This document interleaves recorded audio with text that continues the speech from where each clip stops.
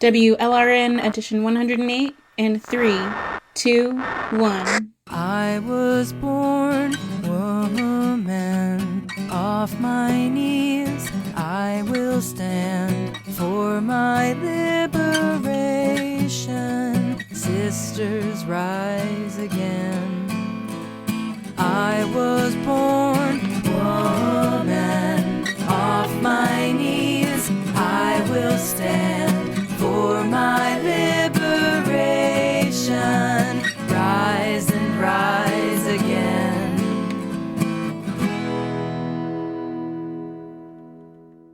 Greetings and welcome to the 108th edition podcast of Women's Liberation Radio News for this Thursday, April 3rd, 2025. This is Aurora here, reality enthusiast and biological feminist. This month's edition will be focusing on the recent reissue of Andrea Dworkin's 1983 book, Right-Wing Women.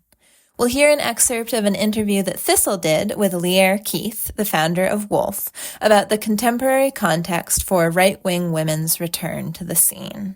We'll also hear from, me, about my thoughts on the enduring significance of Dworkin's analysis and what it means for women right, left, and center. The team at WLRN produces a monthly radio broadcast to break the sound barrier women are blocked by under the status quo rule of men. This blocking of women's discourse we see in all sectors of society, be they conservative, liberal, mainstream, progressive, or radical. The thread that runs through all of American politics, except for separatist feminism, is male dominance and entitlement in all spheres. To start off today's edition, here's Mary O'Neill with women's news from around the globe for this Thursday, April 3rd, 2025. Take it away, Mary.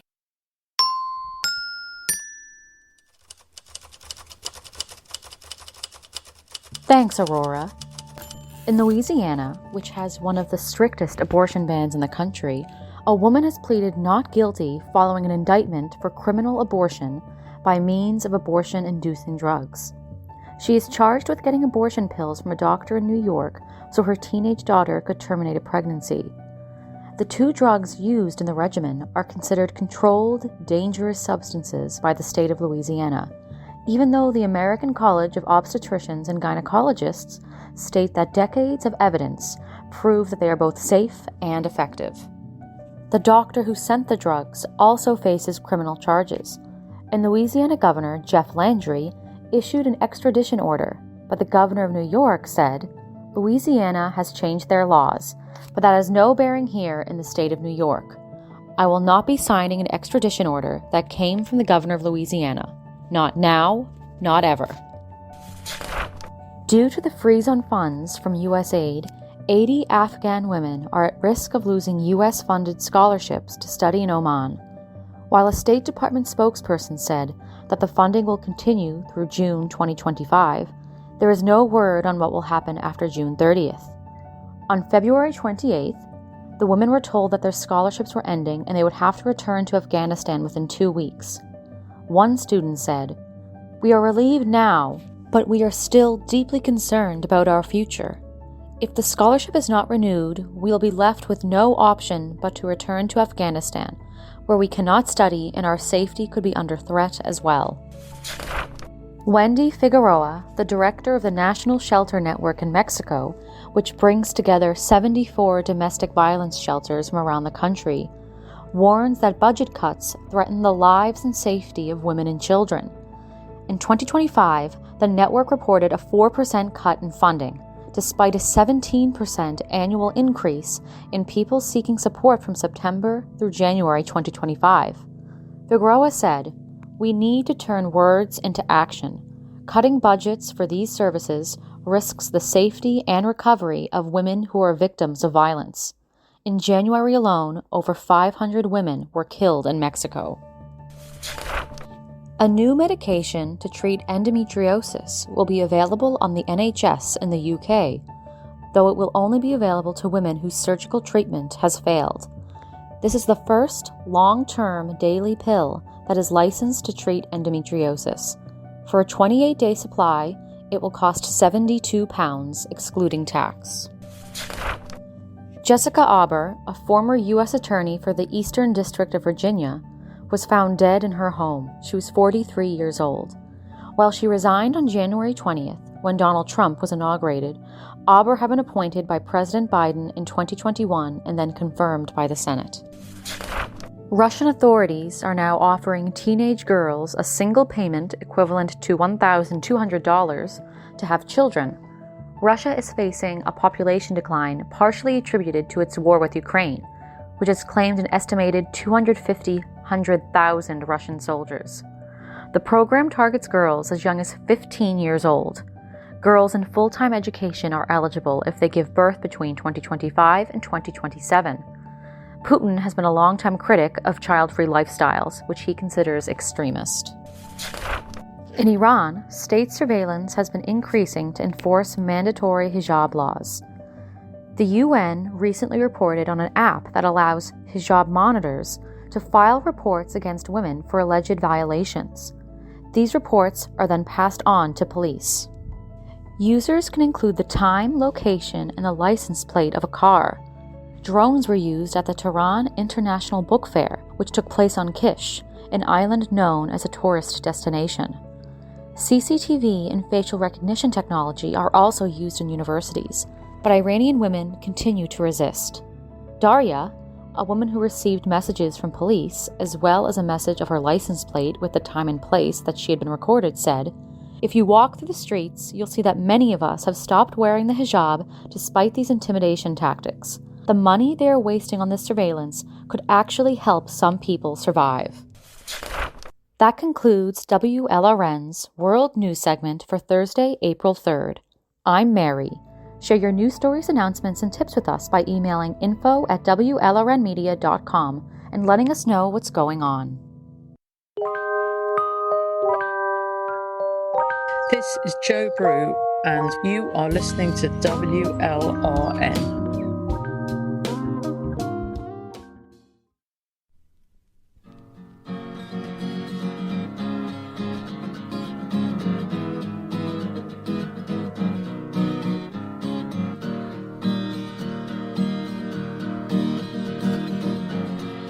Your rapist hands off my shoulder now. Damn your sweet smiling mask of care for me. Fuck your little boy games, you charlatan. I've seen what you've done, and I know who you are. Whoa, whoa, you'd as soon take my life as you would have me work for you. Damn your greed and your need to protect your ass. I'm crazy, furious, filled with mother rage. I'm after your head now, and you can't get away. Come, sisters, rise. We have been scarred by this war upon all womankind. Stand side by side. We can be healed by the passions of lesbian pride. You can't believe all those lies you've been handed. No, take a look at the damage his lies have done to us. Can't you feel we're rising up stronger? The power of women grows on, and we fight for control of our lives. Oh, let me kindle that spark in your eye. Oh, we could give a new meaning to fire and light. Damn the power of your corrupt institutions. We blast their cancer walls in your face. That was Kathy Fire, a lesbian anarchist folk singer with her song Mother Rage from 1978. Next, we'll hear excerpts of an interview Thistle did with ecofeminist author Lierre Keith about the timeliness and significance of the re-release of Right-Wing Women by Andrea Dworkin. Andrea Rita Dworkin was an American radical lesbian feminist who wrote fiction and nonfiction and gave lectures during the 70s, 80s, 90s, and early 2000s that exhilarated some and infuriated others. She had a way of cutting through the fluff and precisely naming the oppression of women under patriarchy. Dworkin analyzed Western society, culture, and politics through the prism of men's sexual violence against women in a blatantly patriarchal context.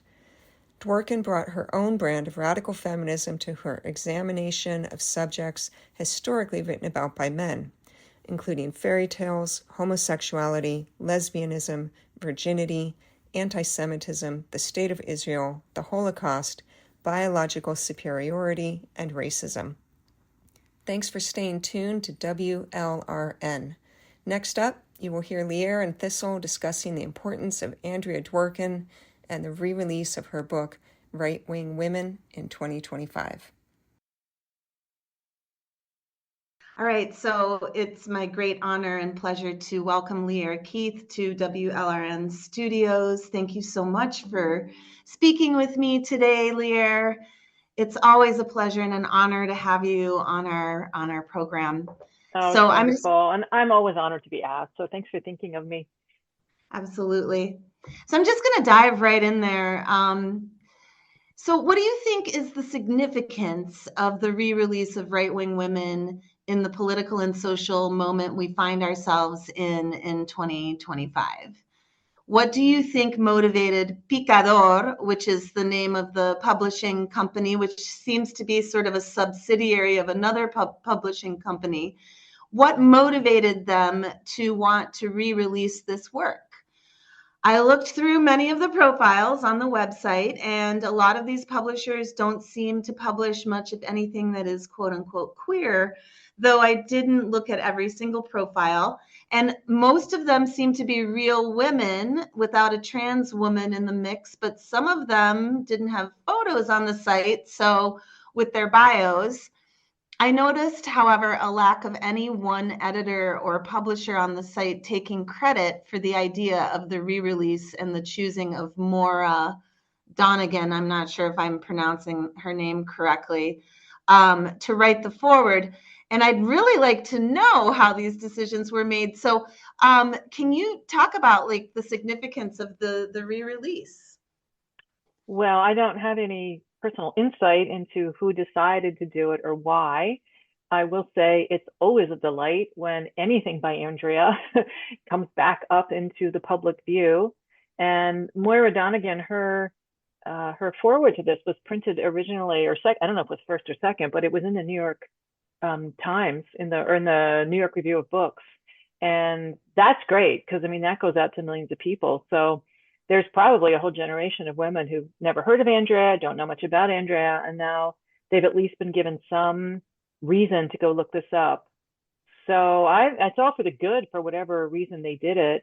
I'm assuming they did it because of the rise of Trump, that these are probably liberal-leaning people, left-leaning people, and they themselves are trying to understand why would anybody vote for Trump and why would women vote for Trump? And some of them may have remembered that, well, there's a feminist who wrote a book about this phenomenon of women who lean right, who embrace the right, and had some very keen insights into why women do this. So, I mean, I think it's all for the good that they remembered her and that they wanted her knowledge and her wisdom about this to be, you know, back in the public realm and not just sort of, you know, here in the substrate where the radical feminists live, but actually popping around on the top. So I'm all for it. I think it's wonderful, obviously. So yeah, but I don't know why. I don't know who or why, but it's Yeah, I I'm mean, really glad this book is out in print again. well, yes, and may women actually read it? And Yeah. see, that's my concern, is that it's called Right-Wing Women, but certainly she's commenting more on than on just right-wing women. She's talking about American politics in general, and she definitely, you know, doesn't hold up the left in the book as, you know, a great alternative to the right.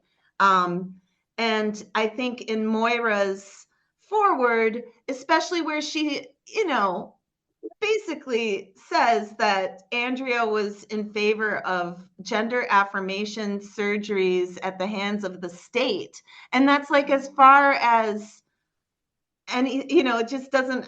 Where is that in her writing? She didn't back it up. So where I can tell you where that is.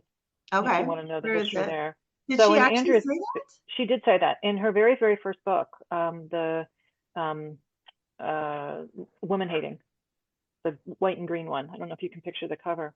The last chapter of that book, the first chapters are all very insightful and really very, I mean, things to remember, it was in 1974. So she's writing this book in 72, 73. It's hard for us to understand this now, at this, decades on, but she's inventing radical feminism as she goes. There's a bunch of women there who are writing this theory for the very first time. They're putting women at the center. They all come out of the left, right? So they've had these horrendous experiences with leftist men. And at the same time, they've learned some skills, some political skills, not just in terms of organizing, but in terms of analysis. And they take those skills and they apply them to women's lives, and hence consciousness raising starts. And from those experiences of sitting in those circles and comparing notes about their lives, they start to develop radical feminism. So this is the context in which she's writing. She's been treated horrendously on the left. She's been raped, she's been prostituted, she's been battered half to death by her husband. She's had to escape the country she was living in to get away from him. Nobody helped her. And not a single one of her, quote, comrades did a single thing to help her in these situations. So she's seen the worst of what men can be and what they do to women. And yet there's all this analysis about freedom and liberty and human rights and, all the things that everybody's supposedly fighting for in this sort of semi-anarchist European world that she was in. None of it applies to women ever, not ever. So all these women start developing theory, and it's well worth reading that first book of hers, because she goes through all the ways that. Say the title again. It's called Woman Hating. Woman Hating, and that was her first book? It was her first book, yeah. That was a long time ago.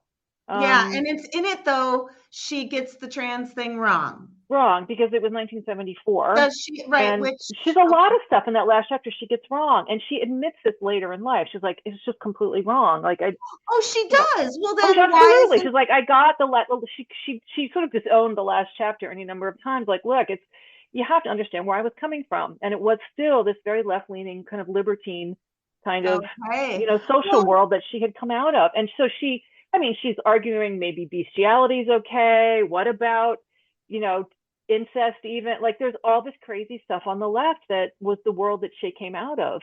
And bit by bit, of course, women took that apart, including Andrea, most of all. I mean, she's the one who really, was relentlessly talking about violence against women and what it did to us and how that's the core of patriarchy. So did you meet her? Yeah, I knew her. Yeah. Oh my gosh. Yeah. Can you tell us a little bit about that? She was the most wonderful woman. Like, she was so sweet and so kind, but the way that she would just stare into your eyes and listen to every single word that came out of your mouth, as if every last indefinite article mattered.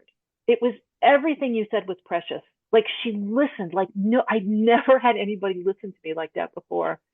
It was like every woman's voice, everything we had to say had the meaning to her. It was like, she was so sweet. I mean, honestly, after everything she had been through, you would think she would be, scared and bitter and awful and mean. Like, you wouldn't blame her. Yeah. And she wasn't. She was just wide and wonderful. And I just, honestly, I still remember that quality she had of just listening so intently to everything every woman said.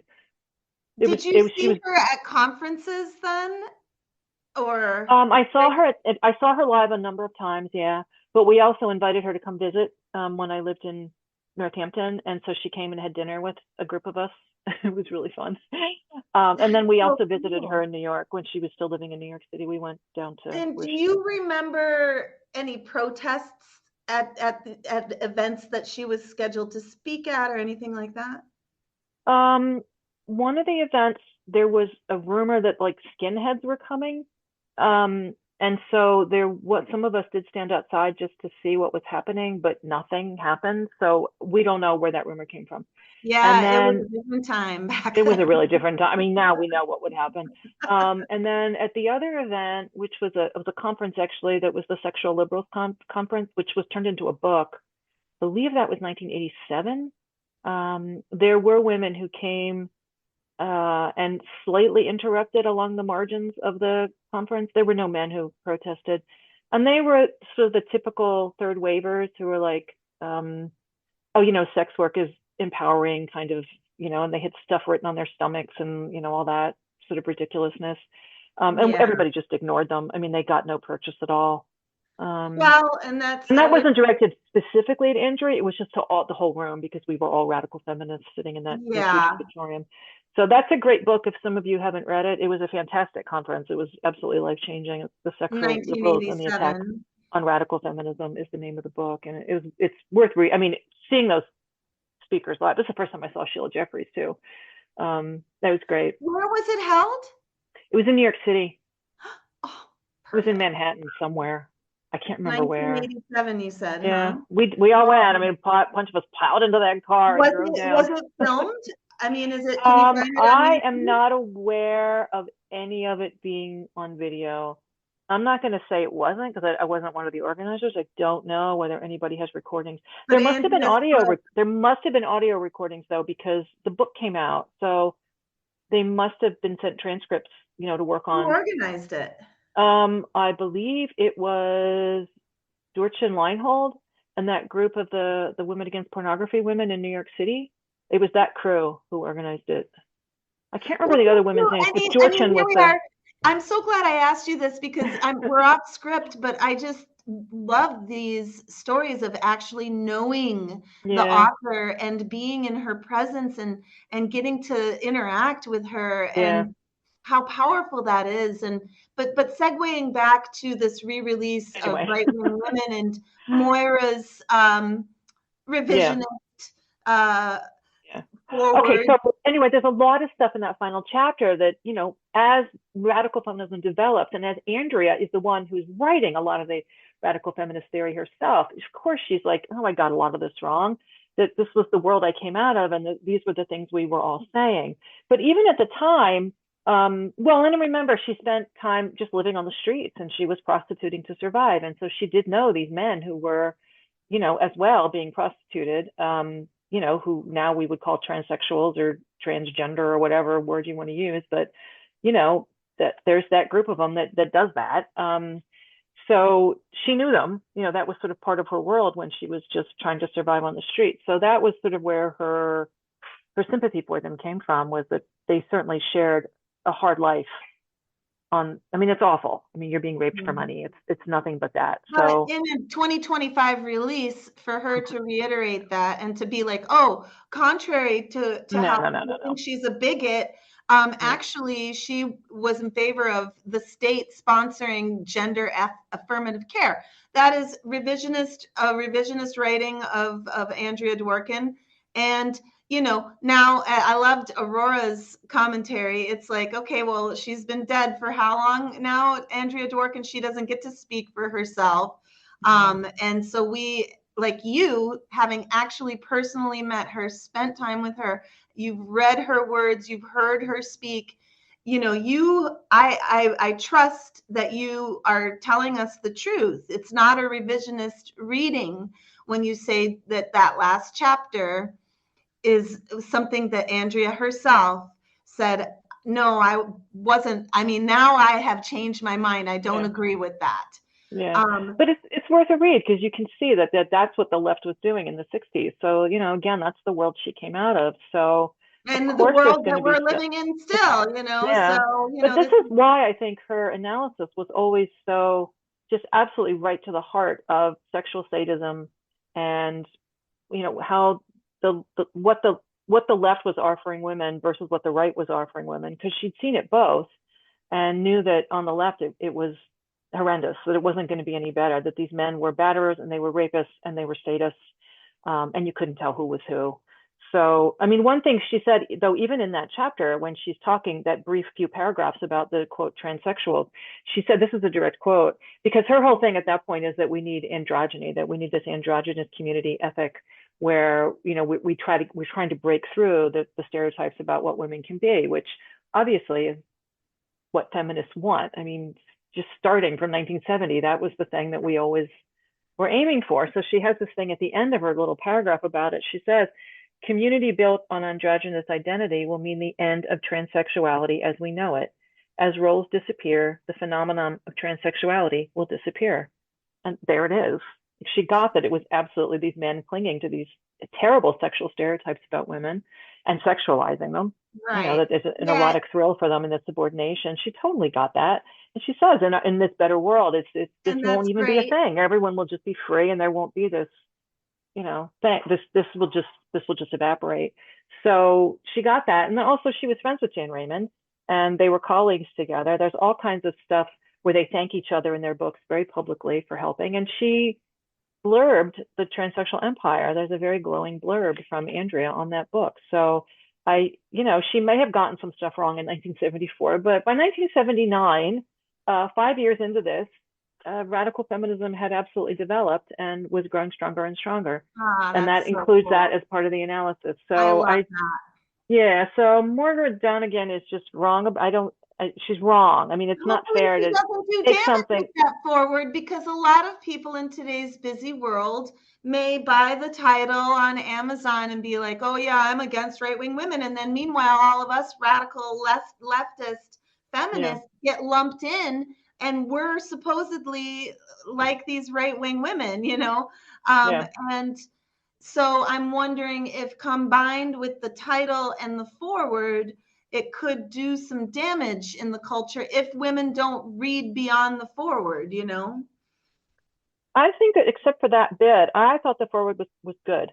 And then I know that's a strike against it for sure, because she didn't do enough research to even understand what she was talking about. But I thought the rest of it was mostly pretty good. I thought that I thought that she pretty much got the concept that Andrea was going for.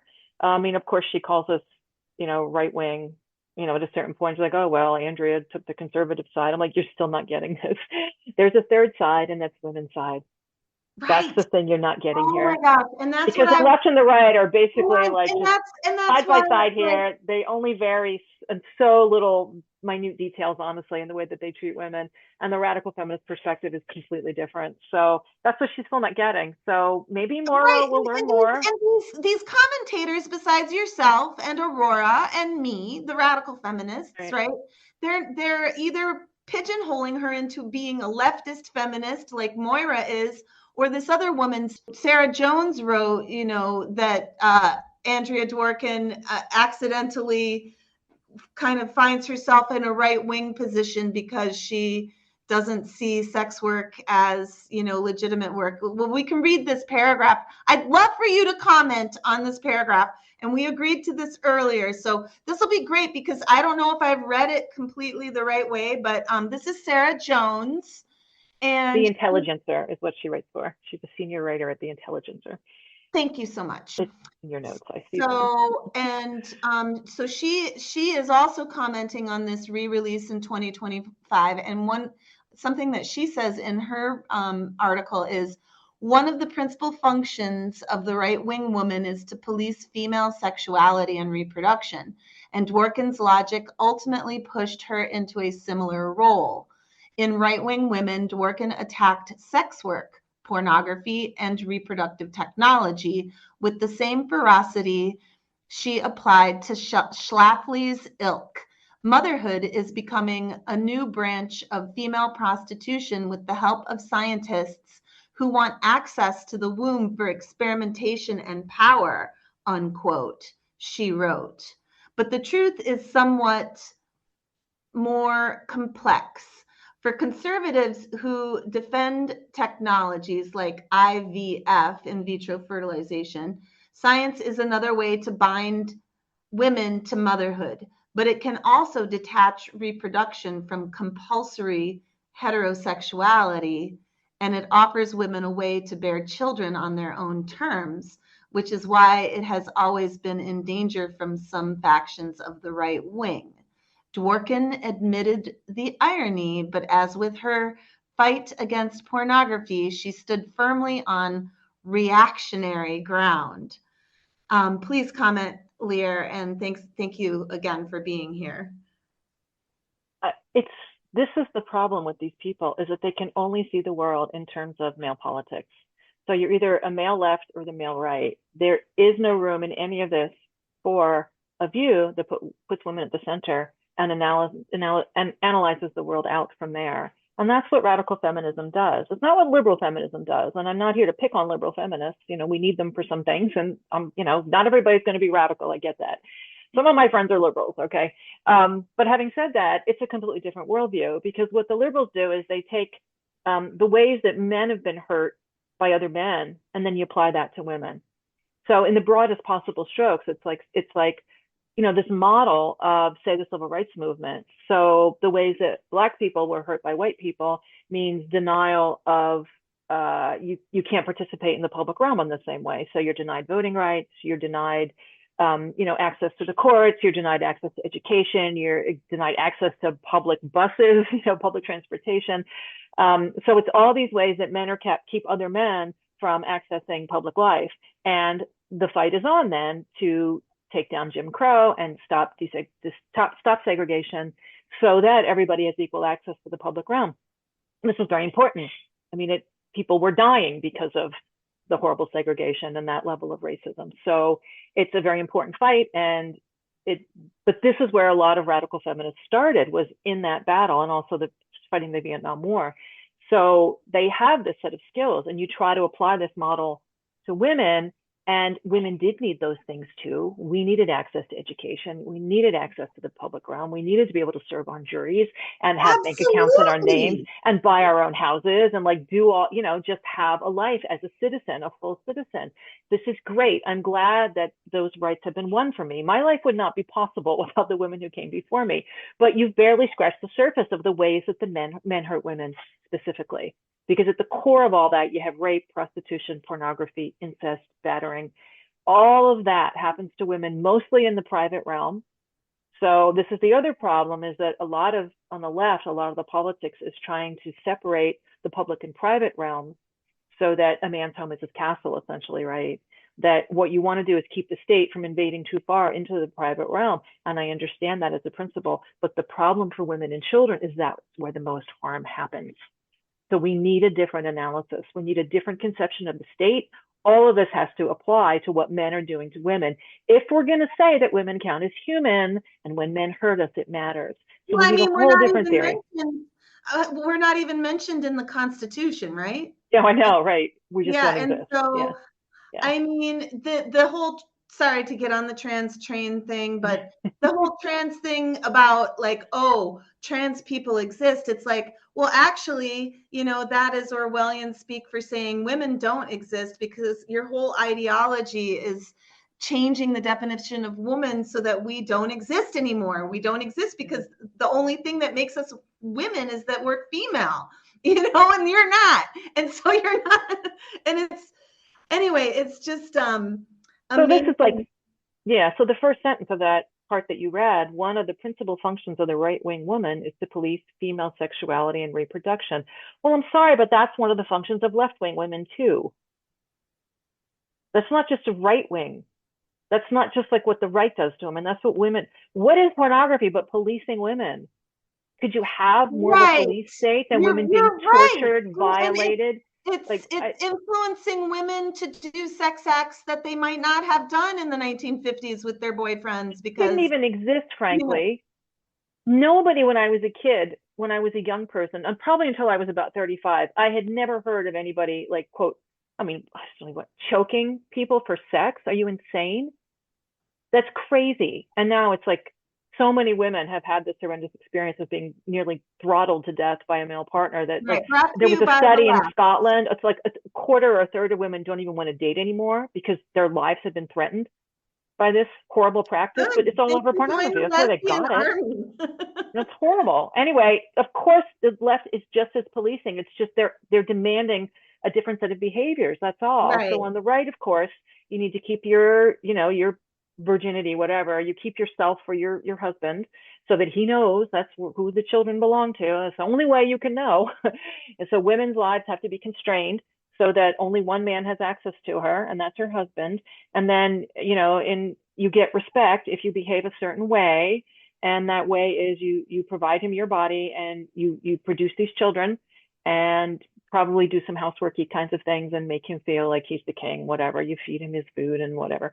So all of that, you get this whole package. But that's basically how women are, quote, policed, the female sexuality on the right. And on the left, it's a different set of rules, but you also have to follow them.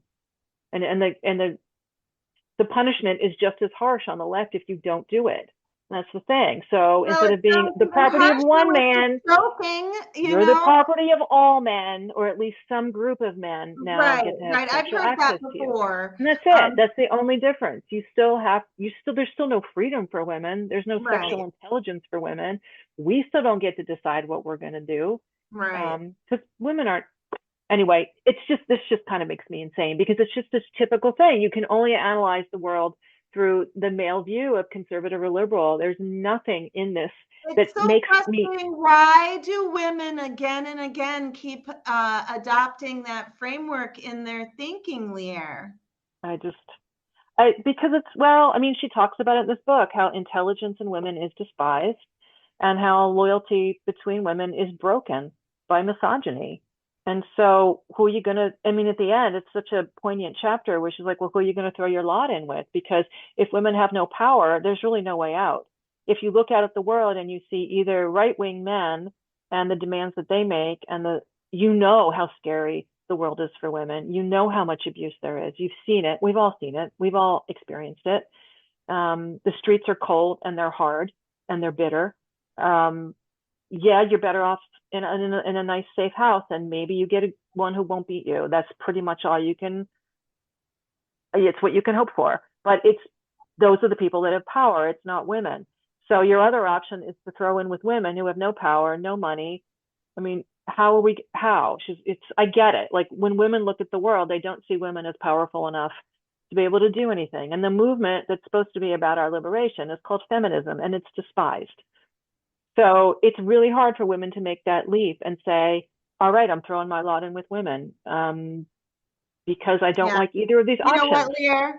So I'm so glad that you've thrown your lot in with women, and that Andrea threw her lot in with women, and that WLRN is here to offer an alternative to the Sarah Joneses and the Moira Donegans of the world. Yeah, me too. So thank you so much for offering your analysis today. And anything else you'd like to say before we sign off? I just want to make sure people know who Moira Donegan is, because she did try to do something good for women. And I don't know if anybody remembers what she did, but in 2017, she was the one who made that, it was called the Shitty Media Men document, that was an open source spreadsheet where women, mostly in New York City, could put up the names of men who had sexually violated them. And then there were lists of these men. There were 70 men on the list by the time it was done. And it was men who worked in publishing, and all the ways that women had been harassed, sent disgusting email, dick pics, whatever, up to and including rape, all the way up to rape. Mm-hmm. And this list, it was only up for 12 hours, and then the thing went viral. And Moira, in fact, was about to be doxxed. And so she just came forward and said, look, I'm the one who started this project, so leave everybody else alone. And she really took the hit for it. Because of that document, there were a bunch of different really big publications in New York City who ended up firing men who behaved in these terrible ways. They did their own investigations. And so there were a number of very high profile men who, it did come out, had been horrible to women. But before that, all of the 70 men on that list, not a single one of them had ever had any legal repercussions for their behavior. And some of them were honest to God rapists, and yet nothing had ever happened to them. And we know this as women. We know that nothing ever happens to these men, no matter how bad they are to us. It is so rare that any of them see a single day of prison. So she did that, and then she got sued. So she spent, I think, 5 years in court being sued by this guy, Stephen Elliott, who was one of the guys on the list. And in 2013, she settled. She had to give him a six-figure settlement just to make it stop, essentially. I'm sure there were non-disclosure agreements all around. I have no other details about what happened there, but I assume she had just had enough. So she really, this wrecked her life. And she was really just trying to do something about rape for all the women she knew who had been raped by powerful men in the publishing industry. Right. And it just completely... Well, we know liberal feminists have feminist leanings, and that they can and can be very brave. So she was trying to do a good thing here. She really was. But I just wish she'd come a little more over to the radical side, because she's seen how bad men can be, and she sees that the system is not working for women. We did invite her to come on to WLRN's airwaves, but we didn't hear back. But you know what, with you, Aurora, myself, and Mary O'Neill, we've got a wonderful show to offer women out there who want to hear a different take on what the significance is of this re-release. So thanks again, Lierre. You're very welcome. You are listening to WLRN, brought to you by the totally excellent radical feminists at Women's Liberation Radio News.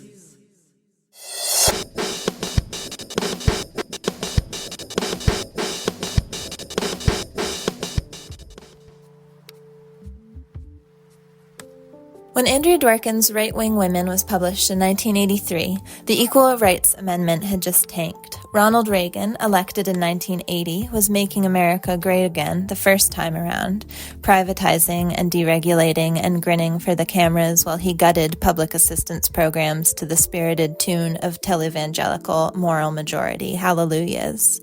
40 years have passed, and today we have Reagan revivalist Donald Trump back in the Oval Office with a new cast of corporate prosperity gospel flunkies, and Right-Wing Women has been reissued by Picador. Because, like in 2016, women voted for Trump, white women especially, and the liberal mainstream remains dumbfounded. They scratch their heads, woe begone. They ask, how could you do this? Naturally, women are to blame. We handed Trump the election, they say, presumably on a golden platter alongside his preferred Big Mac and milkshake. But this time, there at least seems an earnest desperation for answers. This time, the men of the liberal mainstream are not satisfied to sit back, indulging in self-soothing, righteous, misogynist contempt for the hordes of racist Karens presently ruining America. After all, they must be desperate if they're turning to Andrea Dworkin, long the boogie woman counterpoint to what liberal men are willing to take from feminists. Or perhaps it's just a standard case in the suppression and rediscovery of female genius. Once she's safely dead, the woman can have her day. And so now Picador calls Right-Wing Women an iconic study of women in American conservatism, declining to mention that the liberal mainstream publishing industry buried the book for decades. In answer to bewildered liberals' questions of why women would cast their lot with the right, despite the right's unconcealed hostility to sexual equality, Dworkin explains how each woman reared under patriarchy learns that if she wants to make it in this man's world, she is going to have to acquiesce to male authority and conform to a man-made ideal. She will save herself, Dworkin writes, and I would add, promote herself, by proving that she is loyal, obedient, useful, even fanatic in the service of the men around her. Though there are countless different groups of men to whom she might submit her services, in the United States, many women see the right as proffering the best deal. In exchange for a woman's dutiful, doting subservience, the right promises to protect her in her revered role as wife and mother. She will be shielded safe from all the bad men within the cozy home her own good man provides for her. The good man loves her, he needs her, she's the mother of his children, after all, the angel of his house. Yes, he's her master, and yes, he owns her. Yes, she is dependent on him, but Dworkin's theory is that the right-wing woman understands that all women depend on men anyway, inevitably, because she sees the power that men wield and the danger that women are in, and she would rather be a dependent on the pedestal, propped up at least a few feet above the filth, than a dependent wading unescorted through the rapist-infested swamp she knows the world to be. So she hitches herself to her good man, she accommodates herself to his will. Accommodating herself, the right-wing woman is the trad wife and the trumpet, rhapsodic devotee of the cult of motherhood, a freak for family values and simpler days, the good old God-blessed American as apple pie order of things. She loves her God and her man. She sentimentalizes her oppression, gilding the cage, and if that good man of hers doesn't beat her to death in the home sweet home she keeps for him, maybe she survives. Yet it is not only women on the right who accommodate themselves to male power, seeking security, and whatever scraps of social value or self-worth a woman can get within male-dominated society. Dworkin's analysis applies equally well to the anomaly of women's loyalty to an increasingly woman-hating left. The woman who ties herself in with the left takes up men's priorities, men's values, men's ideologies, no less than her sister on the right does. She is no less ready to mold herself after a male-defined model of acceptable womanhood, no less eager to please to pay her way with the coin of feminine compliance. The men's priorities, values, ideologies may differ, along with the models of womanhood that they impose on their yes girls. But the women's accommodation and the necessity of it is unfailingly the same. Accommodating herself, the left-wing woman is the proud socialist sex worker and the academic porn industry apologist in black leather tall boots. She is the trans wife to the right's trad wife, faithfully standing by her man as he declares himself the most marginalized woman the world has ever known. She's the kinky, non-binary queer, chasing sexual liberation his way or the highway in some self-proclaimed feminist nice guy's polyamorous harem. According to Dworkin, the significant difference between the women who wed themselves to the right and those who shack up with the left, aside from the varying roles they play for their masters, is a matter of a realistic assessment of, quote, the absolute nature of male power over women versus an optimistic selective blindness to it. The women who go in for the left overlook the sex class system, persuading themselves that they will be received into the male fold as persons rather than oppressed within it as women, because the men claim to be humanists. We're all just people here. The women on the right do not believe this we're all just people bunk. They see the system for what it is and how it screws women to death, and they know they will never be allowed to be persons, like men are persons, so they solicit protection from men as women. It is here that I have to depart slightly from Dworkin, since it seems to me that right-wing women too have their rose-colored glasses firmly soldered in place if they truly expect for men to take care of them. Mothers are poor in this country. Men beat their beloved wives. Indeed, my worry is that too few women today, right or left, have anything like the clear-eyed understanding of male dominion that Dworkin attributes to right-wing women. Denial and self-delusion prevail on both sides, such that we no longer even realize the deals we're striking as we strike them. It simply does not occur to us that we have a choice beyond which male block to fall behind. On both sides, accommodation is automatic, unconscious. We are brought up in a man's world, and when the time comes for us to bow to male rule, we're already so bound up and bent over that we don't feel a thing. In Right-Wing Women, in a chapter entitled The Coming Gynocide, which has grown only more fearfully relevant with age, Dworkin writes,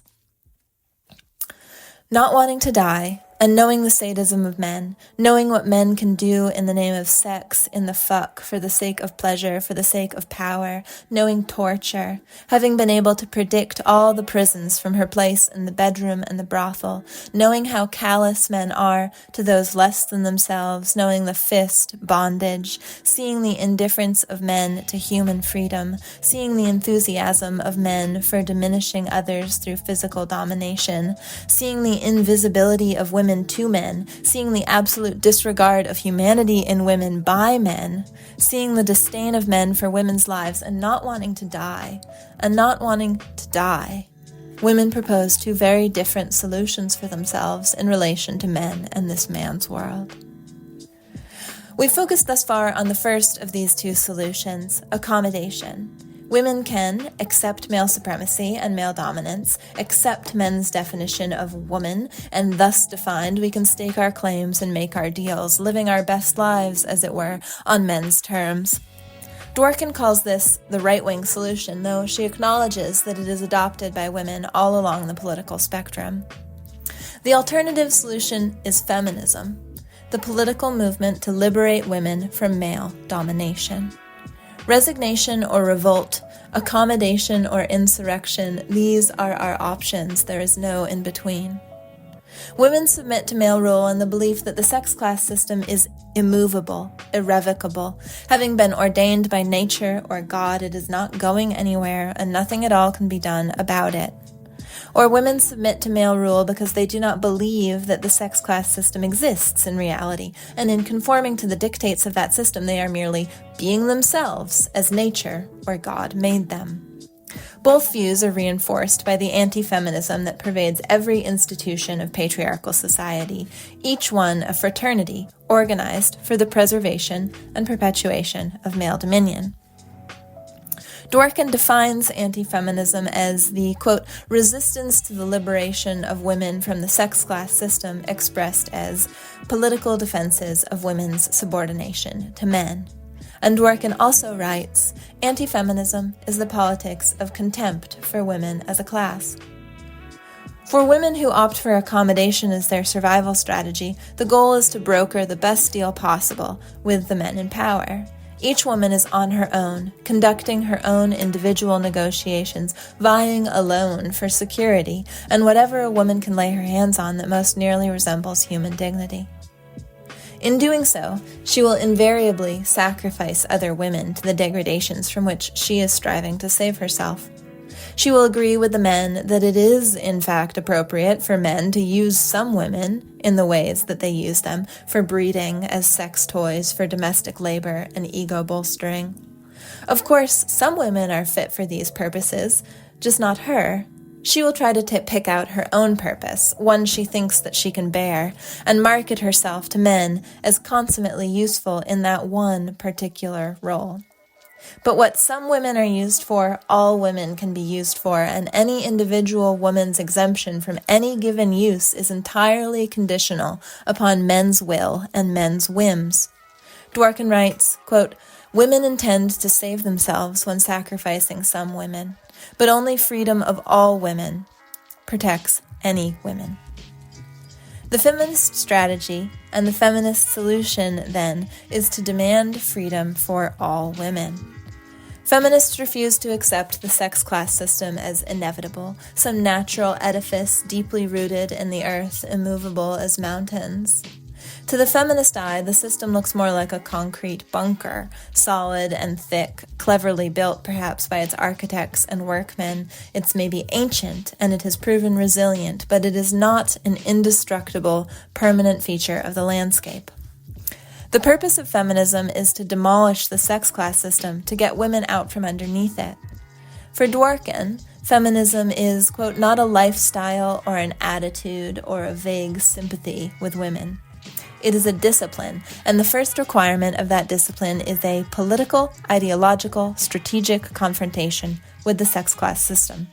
The second requirement, then, is a firm, unsentimental, continuous recognition that women constitute a class, locked into a common condition as females within that sex class system. Dworkin is unsparing as ever in her sketch of our shared female condition. Pornography is what we are, she writes, and prostitution is what we do. We barter, we sell ourselves to get by, to make our way, earning our keep from the men, our masters. Sexual, reproductive, and economic exploitation is what we are for. We exist to be used by men, therefore men use us. Victimization, violation, these too are integral to the female condition. As women, because we are women, we are raped and we are beaten. If we see that the sex class system pins women down to be exploited and abused by the men on top, and if we understand that women constitute a class, meaning that we are oppressed as females by males in a man-made system, which means that as long as any woman can be exploited and abused as a woman because she is a woman, no women are safe from exploitation and abuse, but only excused provisionally as exceptions from the worst of it. Theirs is a liberation conditional on their oppressor's generosity, which is no liberation at all. If we understand these realities, then it is obvious, as it was obvious to Andrea Dworkin, that we have to destroy the sex class system. Nothing less will work, Dworkin writes. Nothing less can liberate women. Dworkin writes, quote, male dominance and the anti-feminism that defends it can only be repudiated by being ended. Male dominance will not be ended by women appealing to the men in power for a cushier deal.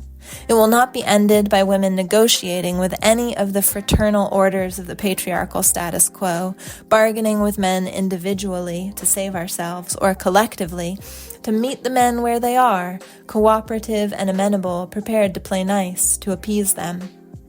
Appeasement is antithetical to feminism, for it signals that we are starting from a place of resignation to men's power over us. In Right-Wing Women, Dworkin writes, feminism requires precisely what misogyny destroys in women, unimpeachable bravery in confronting male power. And so I write because I am trying to be braver, end male dominion. It sounds extreme, I realize, and how naive. I've written it and watched sisters balk. Surely she does not expect, surely she cannot mean. But if we are serious about our situation, and if we take seriously the liberation of women from the chokehold men have us in, then we will end male dominion. We must, we have to. Nothing less will work. Everything else is accommodation. Everything else aches like giving up.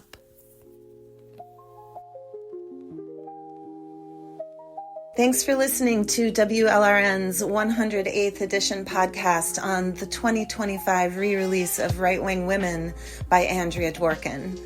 WLRN would like to thank our guest this month for sharing her views. Thank you so much, Lierre, for speaking with me and telling us real-life stories of knowing Andrea while she was spinning and weaving her radical feminist politics back in the day. Until next time, this is Thistle signing off on another WLRN podcast. And I am Frida Bear. Thanks for tuning in.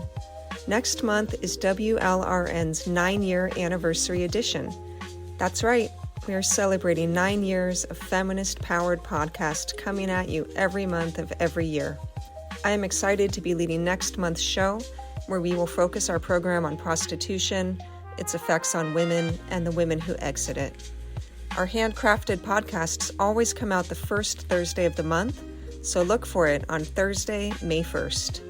If you'd like to receive our newsletter that notifies you when each podcast, music show, and interview is released, please sign up for our newsletter on the WLRN WordPress site.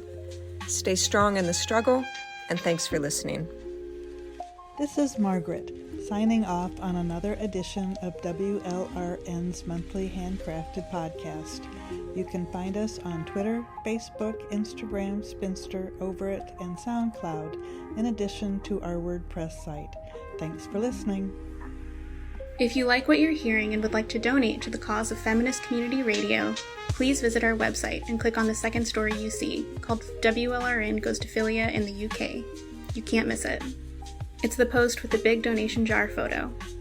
That's right, the wonderful organizers of the Philia 2025 conference have generously awarded our team with entrance passes to the conference. However, we still need funds to cover the travel and accommodations of some of our team. So please head on over to WLRNmedia.com and click on the post with the giant donation jar. And if you're interested in joining our team, we're always looking for new volunteers to conduct interviews, write blog posts, post to our social media pages, and do other tasks that keep us moving forward as a collective of activist women. We're especially recruiting for a special lady who can help me with sound engineering and producing. I'll train you and show you the ropes. There's no experience necessary. It only requires a few hours every other month or so as needed. If you're interested, please write to info@WLRNmedia.com. Thanks for listening, and this is Anne Castile, signing off for now. But how will we find our way out of this? What is the antidote for the patriarchal kiss? How will we find what needs to be shown? And then after that, where is home?